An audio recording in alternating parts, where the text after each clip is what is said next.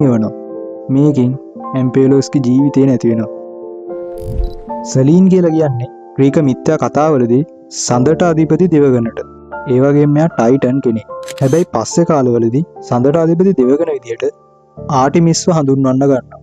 මේ නිසා තමයි ආටිමිසුයි සලීනුයි දෙන්නම හඳට අධිපති දෙවගණන් විදියට ග්‍රීක මිත්‍යා කතාවලදී හඳුන්වන්නේ. ඒත් හඳට අධිපති ඔරිජිනල්ම දෙවගණ වෙන්නේ මේ සලීන් දෙවගණ. ආයෙත් යන කතාවටද. ඇම්පේලෝස් නැති වුණාට පස්සේ මේ දුක දරා ගන්න බැරුව ඩයොනයිසිස් මෙයාගේ ශරීරය මිදි වැලක් විදිහට වෙනස් කරනවා. ඉන්පස්සේ ඒකේ ගෙඩි වලින් ඩයොනයිසිස් එයාගේ පළවෙනි වයින් එක නිර්මාණය කරනවා. ඩයොනයිසිස් මේ වයින් කියන එක දැක්කේ නිකම් බීමක් විදිහට නෙමෙයි. මේක මිනිස්සුන්ට සතුට ගේන, විනෝදය ගේන, ඒ වගේ මිනිස්සු එකතු කරන දෙවියන් විසින් දුන්න තෑග්ගක් විදිහට තමයි මෙයා මේක දැක්කේ. ඉන්පස්සේ ඩයොනයිසිස් තමන්ගේ වයින් සහ විනෝදය අරගෙන මේ ලෝකෙ වටේ සංචාරය කරන්න ගන්න. හැබැයි මේකත් සාමාන්‍ය ට්‍රිප් එකක් නෙමෙයි. මේක වයින් වලින්, සංගීත වලින්, සාද වලින් පිරිච්ච ට්‍රිප් එකක්.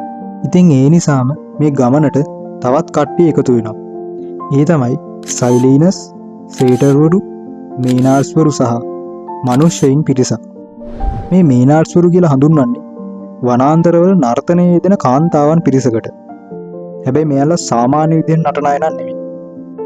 මේ කට්ටිය එක තමයි ඩයොනයිසිස් මේ ලෝකෙ වටේ සංචාරය කරන්න ගන්න. මෙන්න මේ ඩයොනයිසිස්ගේ කණ්ඩායම හඳුන්වන්නත් එක නමක් පාවිච්චි කරනවා. ඒ තමයි තියාසස් කියලා. වයින් වලට සහ සාද වලට කැමති මිනිස්සු ටිකෙන් ටික ඩයොනයිසිස්ව දෙවි කෙනෙක් විදිහට අදහන්න ගන්නවා.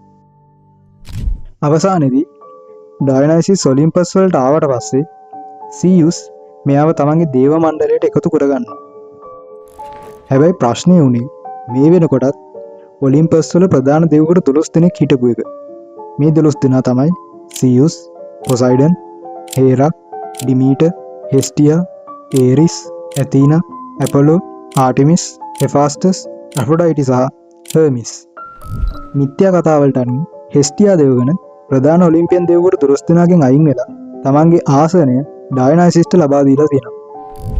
ප්‍රධාන දෙවි කෙනෙක් වුණාට පස්සේ ඩයොනයිසිස් පාතාල ලෝකෙට ගිහිල්ලා තමන්ගේ අම්මව ඔලිම්පස් වලට අරගෙන එනවා. ඉන්පස්සේ මෙයාව දෙවගණක් විදිහට වෙනස් කරවලා මෙයාට අලුත් නමක් ලබා දෙනවා. ඒ තමයි තියෝනී කියලා.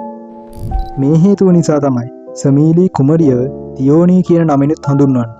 ඉන්පස්සේ මත්බවට, වයින් වලට සහ වියරුවට අධිපති දෙවියන් විදිහට ඩයොනයිසිස්ව ග්‍රීක මිත්‍යා කතාවලදී හඳුන්වන්න ගන්නවා.